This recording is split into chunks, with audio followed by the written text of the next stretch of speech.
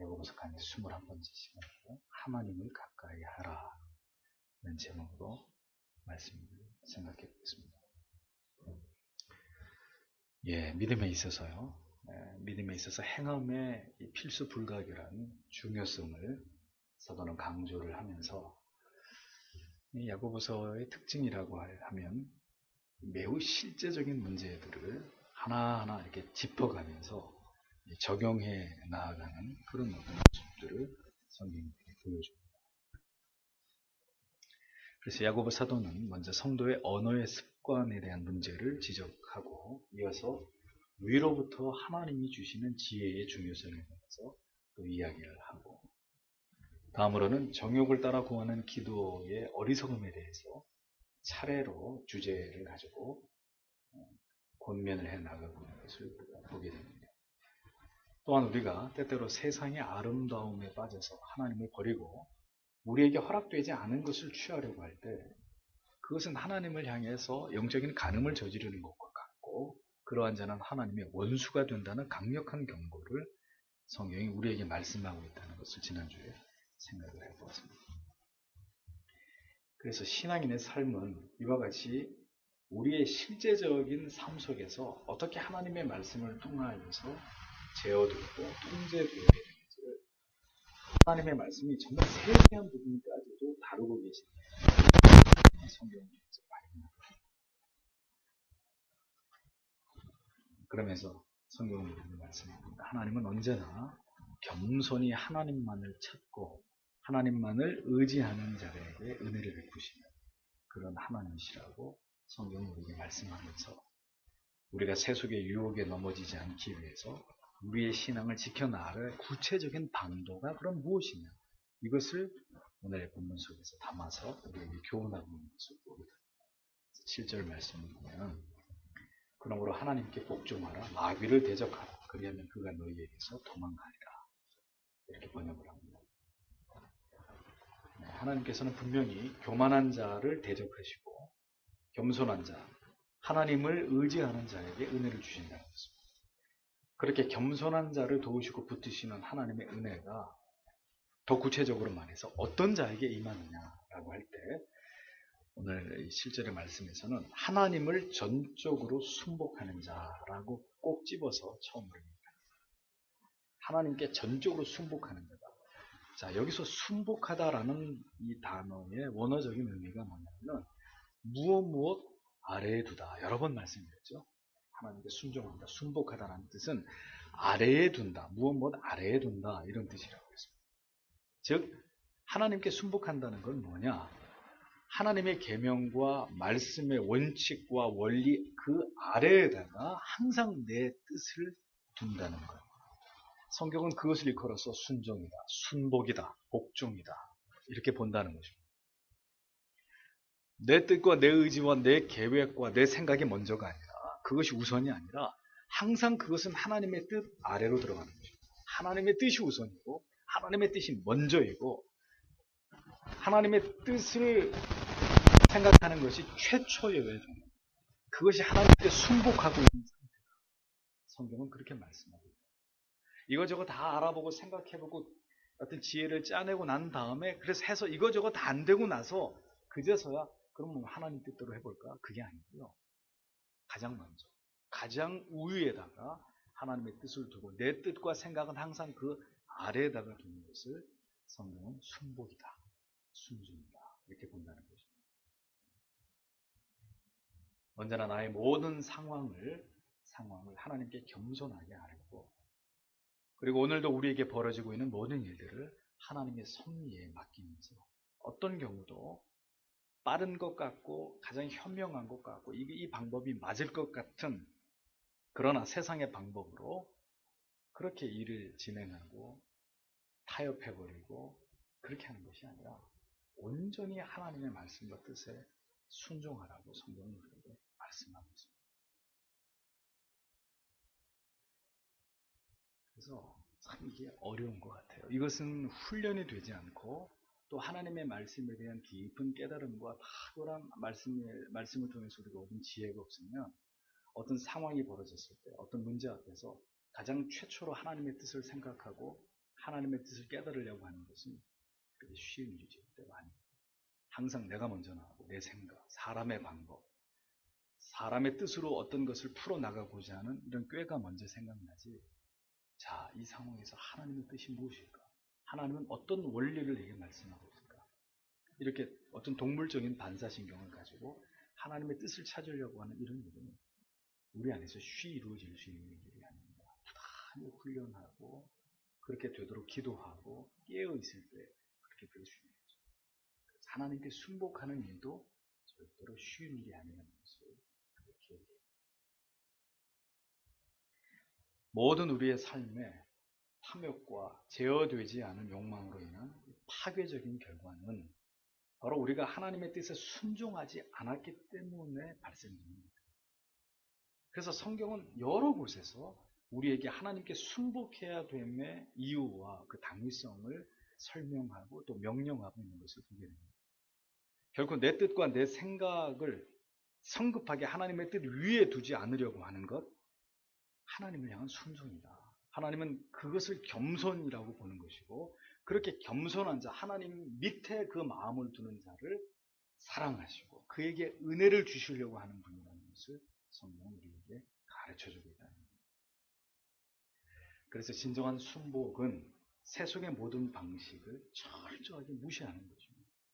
그래서 위에 얘기하죠. 세상과 벗됨을 포기하는 것이다. 어떤 경우가 있어도 타협하거나 내 자신을 합리화시키거나 세상에 양보하지 않는 결연함을 필요로 하는 것이 하나님을 향한 순복, 여기에 포함됩니다. 하나님이 인정하시지 않고 원하시지 않는 모든 길들을 부정해버리는 거예요. 많은 사람들은 이게 길이야, 이게 첩경이야, 지름길이야 라고 말하는데 우리는 아닙니다. 그것은 길이 아닙니다. 미안하지만 나는 그 길로 갈 수 없습니다. 그것이 하나님을 향한 순복이라는 거죠. 성도와 교회는 그와 같은 방식으로 하나님께 순복하되 그 다음에 이어서 마귀를 대적하라 이렇게 말씀하죠. 마귀를 대적하라. 그런즉 너희는 하나님께 순복할지어다. 그 다음에 마귀를 대적하라 이렇게 나옵니다. 여기서 대적하다라고 번역한 이 말씀의 원래 의미는 무엇에 반대편에 서다 이런 뜻입니다. 반대편에 서는 것을 대적하다라고 번역을 했습니다. 즉 어떤 경우에도 마귀의 편, 달콤한 유혹과 타협을 요구하는 그 마귀의 편에 서지 않는 것을 의미합니다. 마귀하고 한 통속이 되지 않는 걸 의미하는 세속적인 방법, 인간의 사악한 어떤 정치로 모든 문제를 풀어가려고 하는 그런 추악함에 내가 가담하지 않는 걸 말합니다. 그 편에 서지 않는 거예요. 그 어떤 악한 모든 유혹들을 뿌리치고 그 자리에서 그 대열에서 뛰쳐나오는 거예요. 뛰쳐나오는 거예요. 절대로 섞이면 안 되고 그 무리에 같은 줄에 서 있으면 안 되고 그것으로부터 그러한 방법으로부터 뛰쳐나와서 그 반대편에 서는 것, 그것이 바로 마귀를 대적하는 것이다. 성경은 그렇게 말씀합니다. 하나님의 뜻에는 절대적으로 순복하되 하나님의 뜻 밑에다가 나를 두되 마귀가 세상을 통해서 우리에게 제안하는 그 어떠한 제안도 우리는 단호하게 거절하면서 절대로 마귀의 편, 세상의 편, 세상 사람들이 많이 가는 그쪽 편에 서지 않으려고 하는 그런 신앙의 단호한 자세가 우리에게, 신자들에게 요구된다고 성경이 우리에게 말씀합니다. 신앙은 편가르기입니다. 죄송한 얘기지만. 성경에는 흑백의 논리를 우리에게 이야기합니다. 흰색 아니면 검은색입니다. 회색은 없습니다. 차든지 덥든지 하라 그랬습니다. 미지근하면 내가 내 입에서 너를 토해내겠다고 말씀하셨습니다. 세상으로 하여금 나는 절대로 네 편이 아니다 라는 것을 선언하고, 그리고 그렇게 선언한 결과 세상으로부터 감당해야 될 대가를 기꺼이 치르는 것, 그것이 신자가 살아가는 방식입니다. 우리가 계속해서 나는 더 이상 네 편이 아니다라고 선언하고 행동하고 우리가 그러한 결연한 의지를 내어 보일 때, 그러면 마귀는 한 가지를 알아차리게 됩니다. 그게 뭐냐? 이제 너는 더 이상 내 편이 아니로구나 라는 걸 알아차립니다. 그렇게 되면 어떻게 된다고요? 그리하면 너희를 피하리라. 그러니까 마귀가 아직도 여러분들을 이렇게 힐난하는 이유는 누구 편인지 마귀가 정확하게 우리를 모르기 때문에. 만약에 여러분이 계속해서 나는 예수 편이야, 나는 하나님 편이야, 나는 하나님의 말씀 편에 서 있어 라는 사실을 자주자주 어떤 상황 가운데서 드러낼 때 마귀가 자주자주 좌절됩니다. 내 편인 줄 알았더니 내 편이 아니었구나. 이렇게 해서 마귀가 거듭 우리에게서 이 교회가, 여러분의 존재가 마귀의 편이 아니라는 사실을 깨닫게 되면 어떻게 된다고요? 마귀가 스스로 우리에게서 물러나요. 그리하면 너희를 피하리라. 마귀를 대적하라. 마귀의 편에 서지 마. 마귀가, 그대들이 마귀의 편이 아니라는 걸 마귀가 알게 되면 더 이상 우리를 걸고 넘어지려고 하지도 않고 우리를 유혹하지도 않고 스스로 알아서 재미없어.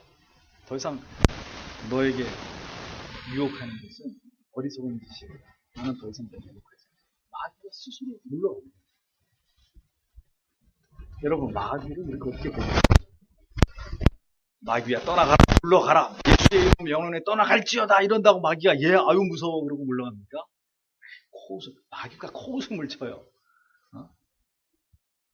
내가 예수의 이름도 알고 바울의 이름도 아는데 네가 누구길래 나를 내어줬자 하고 귀신이 더 엉겨붙어가지고 괴롭힌 사람이 성경에 통일이 같은 얘기가 나와요. 마귀를 대적하는 떠나갈지어다 이런다고 떠나가는 게 마귀가 비웃어요. 네 꼬라지를 알고 네가 나를 감히 떠나가게 비웃음거리만 되는 거예요. 그런 방식으로 마귀가 절대로 떠나지 않는 거죠. 마귀를 대적하는 방법은 나는 네 편이 아니다. 나는 하나님의 뜻에만 순종하는 존재다. 이걸 보여주는 거예요. 하나님께만 나는 온전하게 복종하는 존재다. 라는 것을 드러내고 그 결연한 우리의 의지와 믿음을 내줄 때 마귀는 지발로 알아서 떠나갑니다. 우리를 죽이지 않는다. 네 따위의 말에는 난 절대로 응하지 않는다. 마귀를 철저하게 무시하고 그 편에 서지 않는 것이 마귀를 대적하는 거죠. 잘못 알고 계세요. 물러가라 그래서 마귀가 물러가는 거예요. 무시하는, 철저하게 외면하는 거예요. 이 집에 개가 짖나 하고 마귀의 유혹과 시험들을 그렇게 외면하는 것이 바로 마귀를 대적하는 거라고 성경은 우리에게 가르쳐줍니다. 그러나 잊어버리지 마세요. 내 의지로 그렇게 물리칠 수 있는 것이 아니고요. 우리가 언제든 정신을 차리고 깨어 있어서 하나님을 의지하고 하나님께 순복하고 있을 때 마귀는 우리가 제 편이 아닌 것을 알고 물러간다는 거죠. 네? 만약에 하나님과 우리 사이에 유격이 생겼고 하나님과 우리 사이에 거리가 떨어졌고 뭔가 하나님과 우리의 관계에서 문제가 있다는 걸 마귀가 알아차리는 즉시 마귀는 오판하게 되는 거예요. 저거 봐라. 이제는 내가 가서 건드리면 반드시 넘어오겠다. 마귀에게 빌미를 주는 그런 일이 우리에게 있어서는 안 되는 것입니다. 이 종이 한 장은 쉽게 찢어지지만 이게 이 두꺼운 성경책 안에 들어가 있으면 무슨 수로 이 종이를 찢습니까? 우리는 강하지 않아요. 우리는 절대로 약하고 마귀의 시험에 100번이면 100번 더 넘어지는 존재입니다. 예수 안에 있을 때, 하나님께 붙어 있을 때 우리가 비로소 강해지는 것이고 마귀가 우리를 넘보지 못하는 것이지 이게 혼자 툭 튀어나와가지고 어디 마귀야 마음대로 한번 날 찢어봐라. 그냥 찢어버리는 거죠. 마귀. 어리석은 것입니다. 우리가 영적인 나태함, 게으름에 빠져서 하나님의 뜻을 살피지 않고 순복하지 않고 자꾸 인간의 고집을 가지고 이를 거스리려고 할 때 우리는 다윗이 한순간의 음욕에 넘어진 것처럼 일순간에 무너지고 패배하고 마귀의 밥이 될 수 있다는 것을 절대로 잊으면 안 됩니다. 하나님께 순복함으로 언제나 그 뜻을 받들므로 그리고 마귀의 편에 서는 것이 아니라 하나님의 편에 서는 것으로 마귀를 대적하는 말씀하고 있고 이어서 8절을 주목해 주시죠. 하나님께 가까이 나아가 그리하면 그분께서 너희에게 가까이 오시리라. 너희 죄인들아 너희 손을 정결케 하라. 두 마음을 품는 자라 너희 마음을 순결하게 하라. 이렇게 말씀하셨습니다. 하나님께 하나님께 순복함으로 마귀를 대적하라고 권고하고 이어서 이번엔 하나님을 가까이 하라고 명령하고 있습니다. 그러니까 신자는 둘 중에 하나라는 거예요. 세상을 가까이 하고 하나님을 가까이 하고 세상과 하나님 사이에서 둘 중에 하나만 선택해서 가까이 할 뿐이지 둘 다를 가까이 할 수 있는 거죠. 마귀를 대적함으로 하나님께 순복함에 이어서 우리의 모든 삶에서 결코 하나님과 멀어져서는 안 되고 하나님께로 더 다가가는 자들이 되어야 된다고 성경은 우리에게 가르칩니다. 언제나 해답은 우리가 마귀를 이기고 세상을 이기기 위해서 어떤 다른 노력을 기울이는 게 있지 않습니다. 성경을 잘 읽어보면 성경 안에 다 답이 있는데요. 해답은 우리가 어떻게 마귀를 이겨보려고 우리가 어떻게 재주를 부리고 우리 속에서 어떤 지혜를 끄집어내는 데에서 답을 찾을 수 있는 게 아닙니다. 해답은 오직 하나님의 뜻에 진리의 가르침에 순복하고 그 다음에 하나님을 모든 우리의 삶 속에서 가까이 하는 것이 하나님을 가까이 하는 게 우리에게 능력이에요. 하나님에게서 절대로 멀어지지 않는 데서 우리의 믿음을 굳게 지킬 수 있는 것입니다. 하나님과 멀어질 때 여러 가지 연쇄 반응이 우리 영혼 안에서 벌어지게 됩니다. 진짜 하나님과 멀어지게 되면 즉각 영적인 명민함을 잃어버리게 됩니다. 여러분 보십시오. 아담과 하와가 선악을 알게 하는 나무를 따먹었을 때 무엇의 파괴가 나타났습니까? 지정의, 그렇죠. 지정의에 있어서 총체적 소멸이 일어났듯이 우리가 하나님과 점점 멀어지게 되면 즉시 동일한 현상들이 우리 영혼 가운데 벌어집니다. 우리의 지성은 금방 어두워져서 즉각 올바른 분별력이나 판단력이 흐려지게 됩니다. 우리의 의지는 나약해지게 되고 그리고 게으름과 나태함에 주저앉게 되는 것이고 우리의 감정은 영적인 신령한 기쁨과 어떤 감동을 사랑하기보다는 세속에서의 즐거움과 육신의 쾌락을 추구하는 일에 민감해지게 됩니다. 그렇게 되므로 결국은 죄를 향해서 하나님이 기뻐하시지 않는 것을 행하는 악으로 치닫게 되는 그런 결과를 낳게 되어 있습니다. 그래서 제가 여러분들에게 수도 없이 말씀드리는 것이 있습니다. 하나님과 멀어져 있을 때 내리는 결정들을 주의하라고 여러 번 강조하는 거예요. 그 모든 결정과 결과는 돌이킬 수 없는 가슴을 치면서 후회하는 일들이 될 수 있기 때문에 절대로 하나님과 멀어져 있을 때 내 영혼이 침체 가운데 있을 때 어떤 결정을 내리는 건 위험하답니다. 누구를 만나든지 어떤 결정을 내리든지 어떤 걸 선택하는 일은 너무너무 위험한 일이 되는 거예요. 하나님을 가까이 하는 것, 약간 추상적으로 들리죠? 구체적으로 말씀드릴까요? 어떻게 하는 게 하나님을 가까이 하는 것입니까? 여러분들이 하나님의 말씀을 가까이 하는 것이죠. 예배를 사모하시는 것입니다. 그리고 하나님 앞에 기도하는 시간, 정해놓고 하나님 앞에 기도하는 시간들을 사랑하는 것입니다. 또 거룩한 깨달음을 얻기 위해서 영적인 어떤 사유의 시간, 독서의 시간, 하나님의 말씀을 배우는 이런 시간들을 가까이 하시는 것입니다. 사랑하는 사람을 가까이 조금이라도 더 그와 있고 싶은 것이 우리의 마음인 것처럼 그렇게 하나님을 그리고 하나님과 관련된 그 모든 구별된 시간들을 가까이 하는 것이 하나님을 가까이 하는 거죠. 성경은 말씀합니다. 그리하면 어떻게 해요? 너희를 가까이 하시리라. 누가? 하나님께서. 하나님은 모든 백성들을 사랑하십니다. 그러나 하나님이 친밀하게 여기는 자들이 있습니다. 하나님이 가까이 여겨주시는 자들이 있습니다. 예수님도 3명의 수제자들을 데리고 다니셨죠. 누굽니까? 베드로와 야고보와 12제자들이 있었지만 그 중에 이 3제자들은 예수님이 어디를 가시든지 데리고 다녔습니다. 마지막 겟세마네 동산에서 기도할 때도 저만큼 떨어져서 이 3제자들로 하여금 자신을 위해서 기도하도록 부탁하셨죠. 하나님이 모두를 사랑하지만 그 가운데 하나님이 친밀히 여기는 자들은 구별을 모두를 다 친밀히 여기는 아니십니다. 그리하면 너희를 가까이 하나님이 가까이 하는 자들이 어떤 일이 있어도 하나님을 가까이 해요. 그것이 하나님을 가까이 하는 것이 우리의 삶에서 최고의 원칙으로 자리 잡고 있는 사람. 하나님이 특별히 친밀하게 여기는 자죠. 하나님께서는 하나님을 찾고 하나님을 가까이 하고 그의 말씀과 기도와 은혜의 방편을 사모하는 자들에게 언제든지 즉각적인 사랑을 표현하시고 언제든지 그를 도울 수 있는 즉각적인 조치를 취해 주시는 하나님이십니다. 그런데 이 하나님과의 친밀함의 관계가 회복되어 있지 않은 사람이 아이고 하나님 나 좀 도와주시오 하면 하나님이 도와주시겠습니까? 하나님이 뭐부터 하시겠어요? 멀어져 있었던 하나님과의 관계를 먼저 조율하는 일을 먼저 하십니다.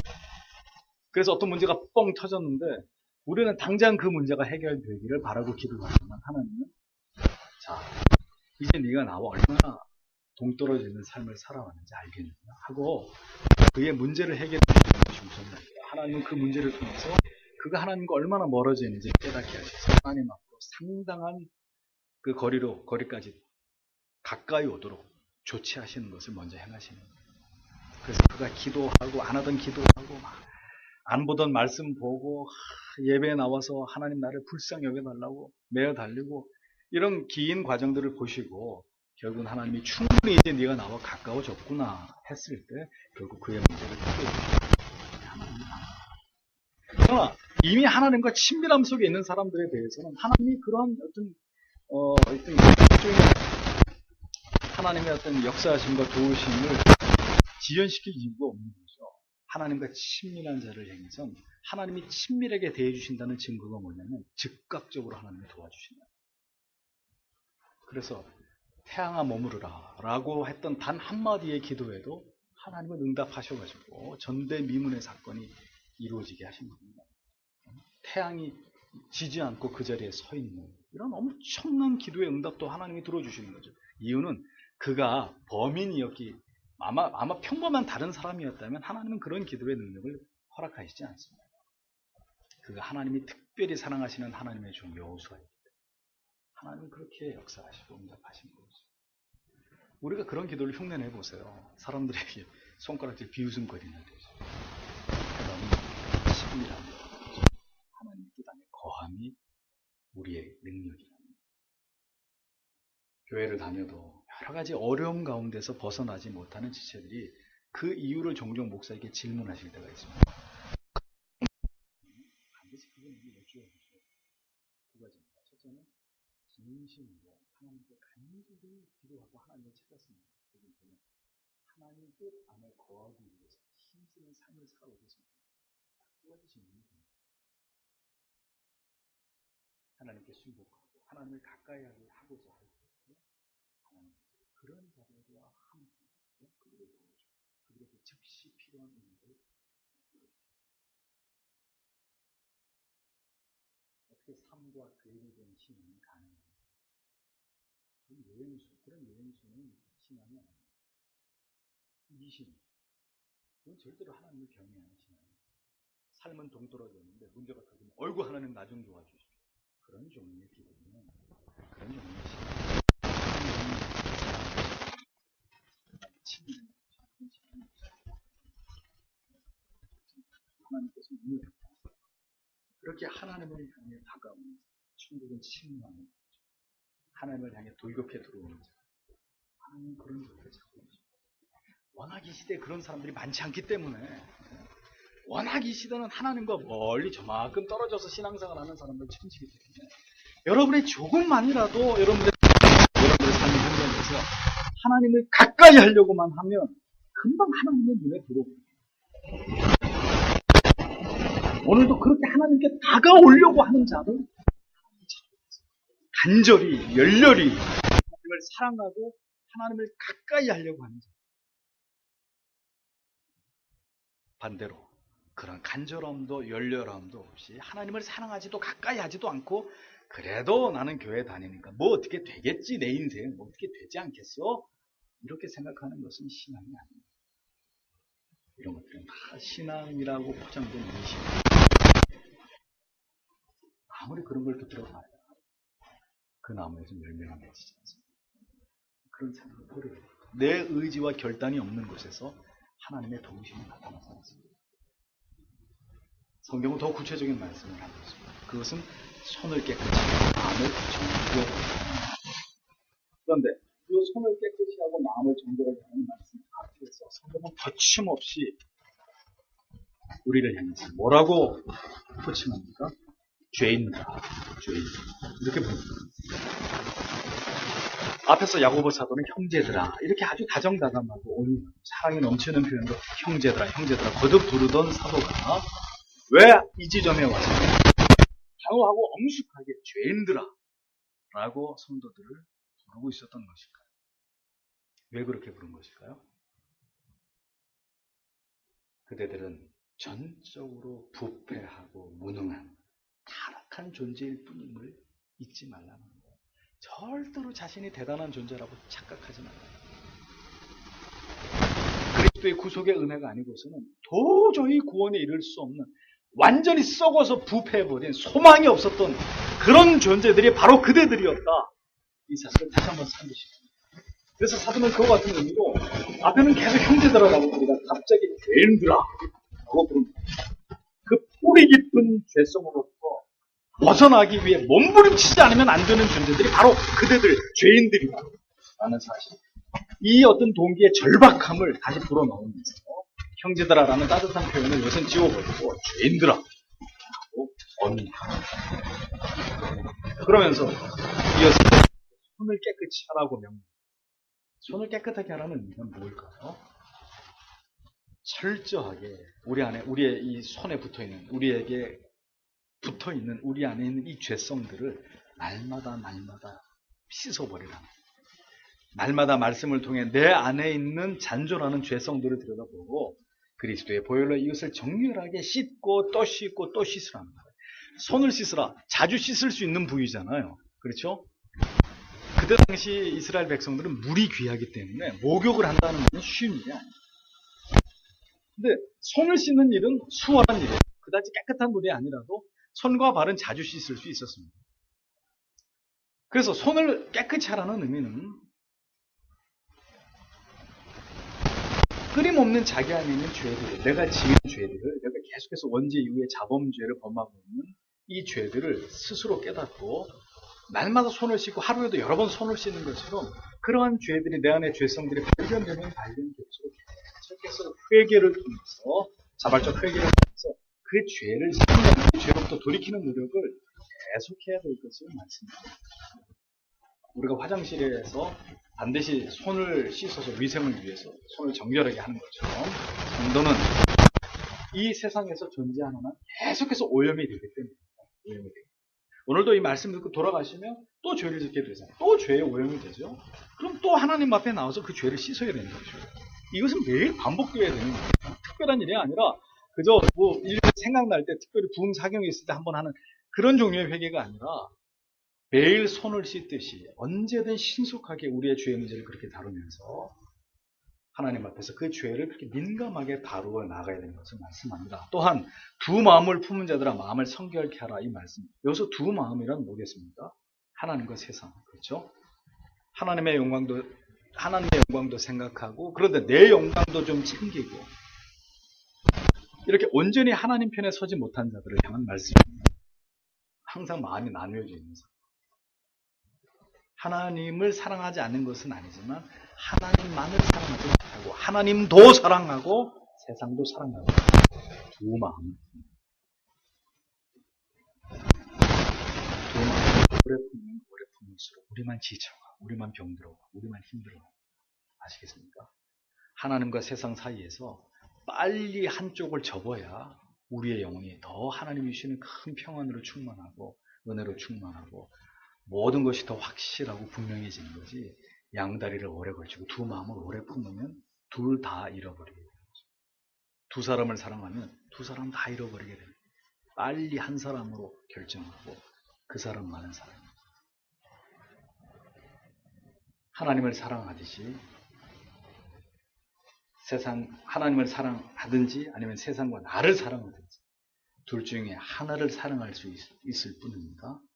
하나님도 섬기고 세상도 마음껏 즐겨보겠다는 이런 마음들 성도가 품을 수 있기 위해 허락된 마음은 아닌 것이죠. 그래서 우리는 일찍 어리는 것이고 어릴 때 포기할 때 하나님을 주시고 죽지도 못하고 이러지도 못하고 저러지도 못하고 항상 이게 제일 우리를 힘들게 하는 거죠. 아예 던져버리면 아예 놔버리고 포기해버리고 하나님께 드리면 깨끗해지는데 그럼 정말 홀가분해지고 하나님이 우리의 마음에 주신 평안이 있는데 죽지도 않고 안 죽지도 않고 주지도 않고 안 주지도 않고 하지도 않고 안 하지도 않고 이게 어중간한 이것이 우리를 힘들게 우리의 신앙을 지치게 만듭니다. 우리의 삶은 전적으로 하나님의 손에 달려있는 문제입니다. 이 세상에 우리를 존재하게 하시는 이유가 바로 하나님이죠. 그래서 우리는 다만 그 하나님을 섬길 뿐입니다. 단순화하세요. 그것이 우리의 본분입니다. 두 마음을 품는 거예요. 마음이 많고 이게 마음이 복잡하다는 것은 절대로 하나님을 올바르게 섬길 수 없고 신앙의 바른 길을 갈 수 없다는 것입니다. 그런 자에게는 하나님이 베풀어 주시는 은혜도 없고 위로도 없고 평강도 없습니다. 늘 불안하고 염려하고 교회를 다니는데도 초조하고 교회를 다니는데도 근심걱정해서 벗어나지 못합니다. 무엇은 된 신앙생활 계속 반복합니다.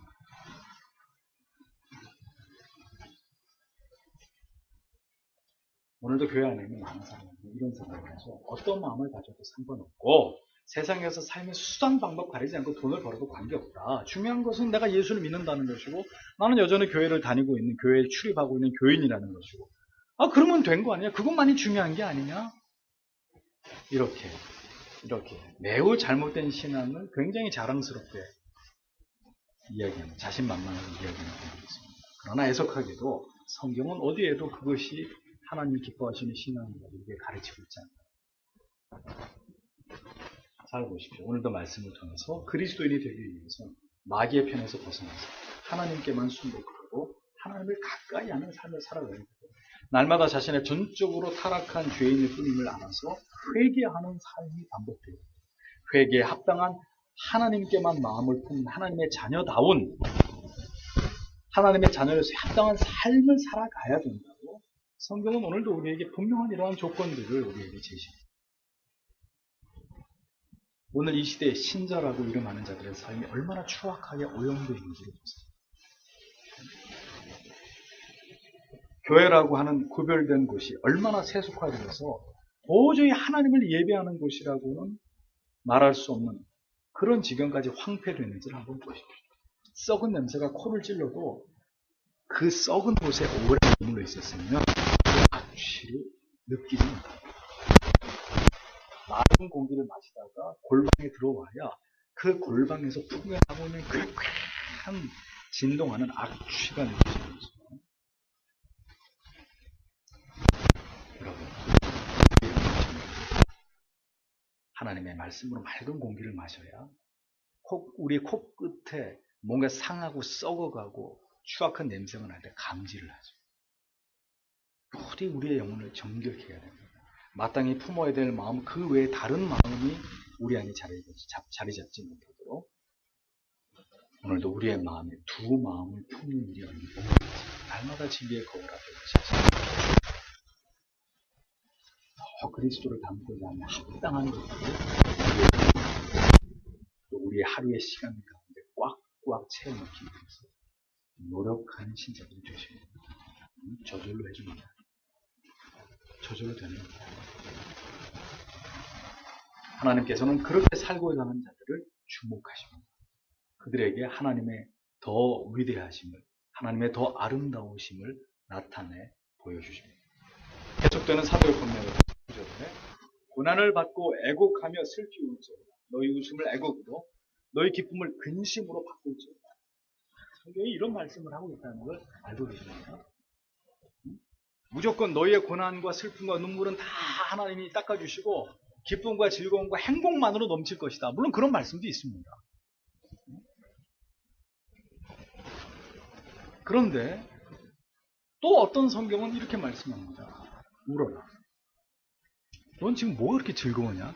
그 웃음을 애곡으로 바꾸고 넌 지금 뭐 때문에 도대체 기쁜 것이냐? 그 기쁨을 근심으로 쉽게 이해할 수 없는 이런 말씀을 성경은 하나님의 자녀입니다. 하나님 안에서의 거룩한 기쁨도 맛봐야 되겠지만 거룩한 슬픔도 지닐 것을 말씀합니다. 왜 슬퍼하고 애통합니까? 그것은 지난날 하나님을 배반하는 사람은 무지한 수고를 이 세상에서 쾌락만을 추구하면서 살아왔다. 죄 아래서의 모든 상황을 철저하게 하나님 앞에서 슬퍼하고 애통하는 과정을 지나갑니다. 죄 때문에 받은 고난을 보면 부러진 뼈를 제자리에 맞추기 위해서 그래서 고난과 고통을 받게 되는 것이라면 그것을 달게 받고 진지하게 그 고난의 의미와 이유를 깨달아서 하나님 앞에 회개의 눈물을 들이라는 것입니다. 그 고통이 죄 때문이었다는. 물론 다른 이유에서 주시는 고통도 있죠. 하나님의 의를 이루어가고 우리의 믿음을 더 성장케 하시고 더 하나님을 의지하기 위해 주시는 고난도 있지만 그런 것을 제외하고 그 모든 것이 나의 무지와 어리석음과 죄 때문이었다면 반드시 그는 곡을 해야 됩니다. 울어야 됩니다. 이는 자신의 죄를 그 죄로 인한 고통과 고난에 대해서 어떻게 하라는 거죠? 진지해지라는 거죠. 진지해지라는 거죠. 대충 얼렁뚱땅 설렁설렁 신앙에 그런 것은 없다는 거죠. 오늘도 많은 분들이 고난을 고난으로 여기지 않고 그 고난을 진지하게 받아들이지 않으려고 하는 가벼움을. 그럼 어떻게 되는지 아세요? 고난의 강도만 더 강해져요. 속히 하나님께 나와서 엎드리고 기도하고 하나님께 통회의 눈물을 드려야 하나님께서 그 고난과 고통을 거두어가시는 거죠. 그래도 그러해야 불구하고 하나님을 찾지도 않고 기도하지도 않습니다. 하나님의 도우심을 바란다고 입은 그렇게 얘기하는데도 전혀 하나님께 기도하지 않습니다. 전혀 자신의 영적 상황에 대한 진지함이 없다는 거예요. 이런 것들은 우리가 정말 중요하게 생각하면서 우리 울어야 될 때 우는 것이다. 괴로워야 될 때 거룩한 번뇌를 가지고 하나님 앞에 괴로워하는 사람이 되어야 됩니다.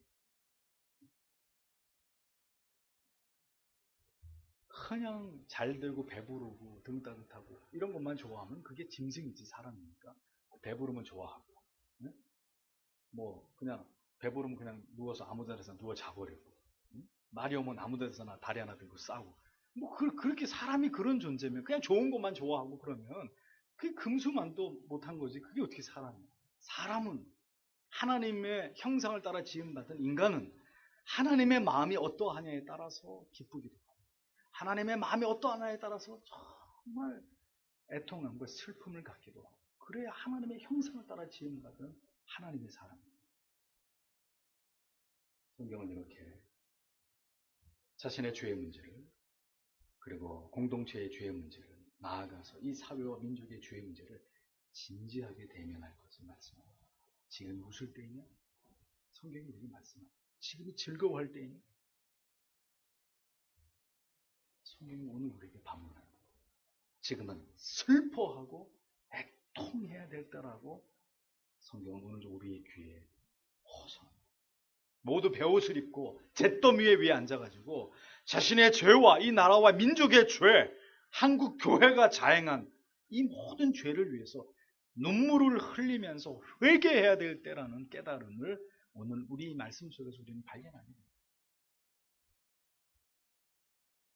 하나님께서 우리에게 점점 떠나가시는 이때에 우리가 진정한 신자라면 우리는 모든 우리의 웃음을 애통으로 받고 우리의 사사로운 즐거움을 하나님의 나라와 뜻을 위한 거룩한 근심으로 바꾸어서 그렇게 하나님 앞에 기도하고 우리가 어떻게 살아가야 최소한 하나님의 마음에 기쁨이 되어드릴 수 있을지를 깊이 고민하는 그런 교회가 되어야 됩니다. 하나 교회들이 내어거는 캐치프레이즈들이 가볍습니까? 전부 다 형통이고 복이고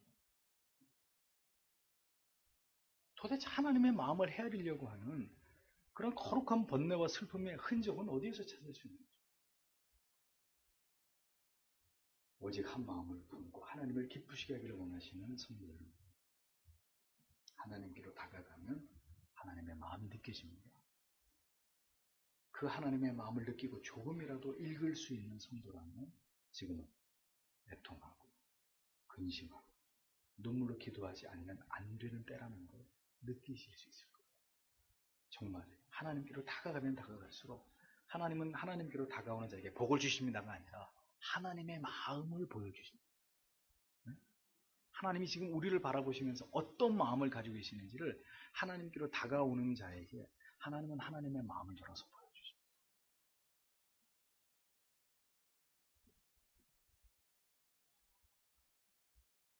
하나님의 마음을 모르는 자.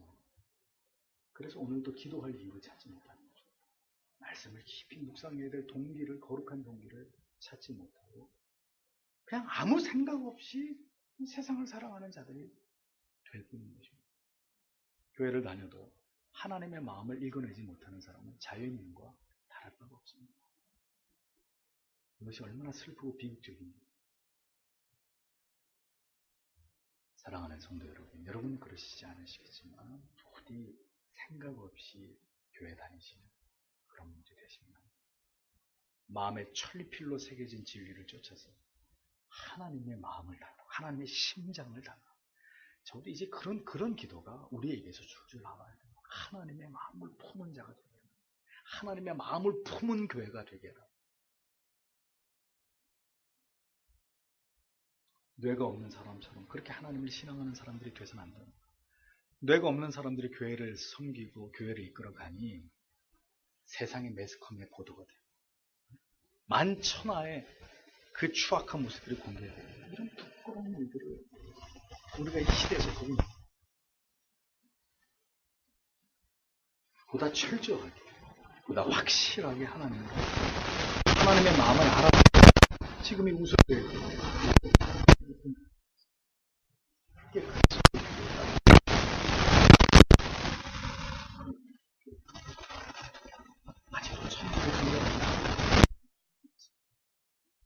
우리 교회도 정직하게 말씀드리면 지금이 기도해야 될 때인지 불신자들하고 저 세상에서 놀러 다닐 때인지 전혀 분별하지 못하는 영혼들이 애석하게도 있습니다. 그들이 모두 진리를 올바르게 깨닫고 자신들의 인생을 하나님 앞에 진실하게 내는 하나님 앞에서 살아갈 수 있기를 우리는 그들을 위해서 기도해줍니다. 마지막으로 오늘 본문의 말씀입니다. 10절에 주의 눈 앞에서 스스로 겸손하고 그리하면 그분께서 너희를 높이시리라. 오늘은 이 조건적인 말씀이 많이 나오죠. 가까이 하라. 그리하면 너희를 가까이 하시리라. 낮추라. 그리하면 높이시리라. 7절에서 시작된 이 권면의 결론에 해당되는 말씀으로 참되는 그리스도인의 회개의 모습은 애통하고 근심함으로 철저하게 우리의 죄인됨과 무능함을 고백하고 언제나 그렇듯이 하나님께 겸비한 이런 것입니다. 이것이 오늘의 성경. 진정으로 하나님께 순복하는 자의 모습, 하나님을 가까이 하는 자들의 태도는 바로 이렇게 전적으로 하나님만을 의존하면서 자신을 낮추는 자입니다. 여기서 낮추다라는 말의 원어적인 의미가 낮게 만든다. 나는 이렇게 높고 큰데 일부러 내 자신을 이렇게 떨어뜨리는 거야. 낮추는 거야. 나 자신을 작게 만드는 거야. 그런 뜻이죠. 나를 일부러 낮게 만든다. 일부러 내 자신에게 굴욕을 주다. 스스로 자신을 천하게 하다. 이것이 낮추다라는 뜻이에요. 낮추다. 그런 의미입니다. 아시겠습니까? 그냥 이렇게 겸손한 척 하고 있는 게 아니라 스스로 나의 가치를, 나의 존재 자체를, 나의 존엄성 자체를, 나의 자존감 자체를 떨어뜨려 버리는 거예요. 아주 추하게 여기는 거예요. 내 자신을 스스로 아주 천하게 여기는 거예요.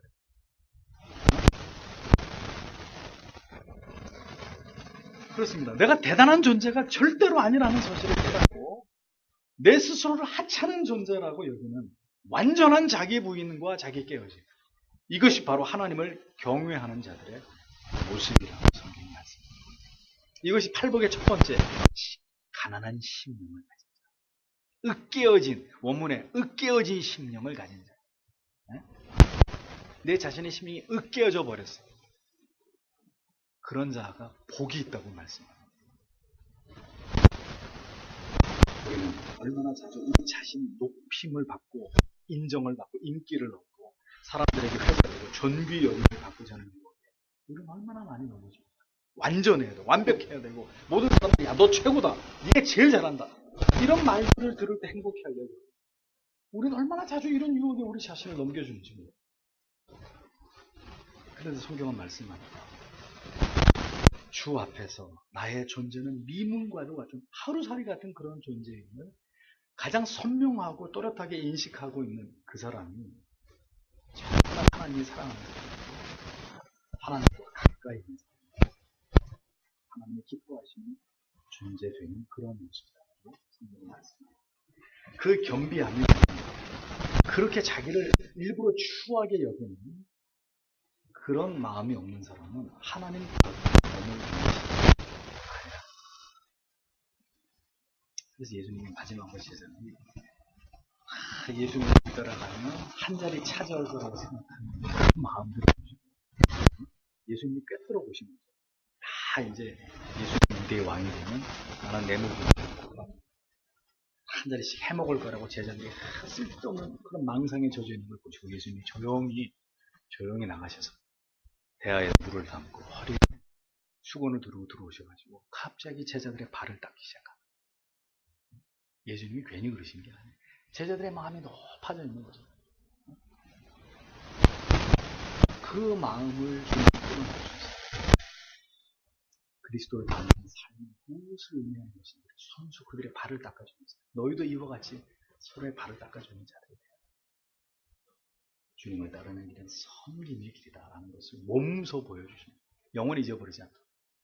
한참 높아지는 생각들을 하고 있는데 그 생각들을 주님이 와장창 깨뜨립니다. 그 생각에 찬물을 끼얹으면서 찬물은 발에 끼얹었지만 발을 닦이시면서 주님이 평생도록 잊혀지지 않은 교훈을 주십니다.